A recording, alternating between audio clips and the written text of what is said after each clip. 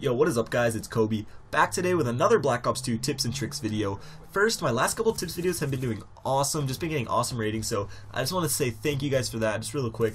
But in today's video, we're going to be going over the sensor grenade. Now, the reason I chose to cover the sensor grenade is because I feel like it is one of the, if not the most underused piece of equipment in the game, and it got me thinking and wondering, why is it, is it because that the thing is just sucky, so nobody wants to use it, or is it because nobody knows actually what it does? Because it is slightly different than things we have seen in the past. I'm sure most people have a pretty good idea of what it does, but like the EMP, you don't know exactly what it can do and how it works unless you go out and use it yourself. So that's what I did, that's what I'm going to be sharing with you today.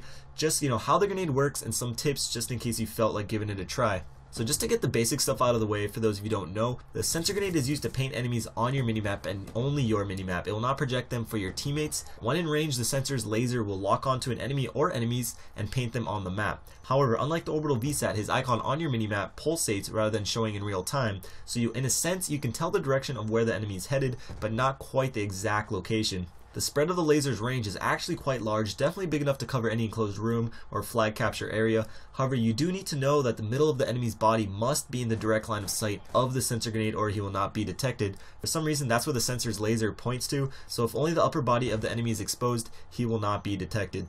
Now, when detected, the enemy will be painted for only a second or two, unless that enemy stays in the line of sight for each continued pulse on your map. One thing worth noting is that smoke from smoke grenades do not affect this line of sight, so using Tactician and equipping both sensor and a smoke grenade can be quite effective, or if you're playing in a party, you can coordinate with a teammate, something like that, and have him equip it. Also, for those of you wondering, Scavenger does replenish one sensor grenade per pack that you pick up. However, like always, it needs to be from a weapon kill. Another important feature of the sensor grenade that you guys may not know about is the explosion or detonation at the end. After its few seconds of sensing for enemies, the grenade will then explode, inflicting some splash damage to all surrounding enemies in range. But what's most important is that the enemies that do get hit from that explosion stay painted in real time on your minimap for 5 seconds, which is obviously pretty useful. So with this aspect of the sensor grenade, you can kind of compare it to the recon perk from MW3, being that the enemy has to take actual damage from the explosion to be painted. Now for some tips for those who may want to try it out sometime. The sensor grenade is for rushing players that are always near the action and or objectives.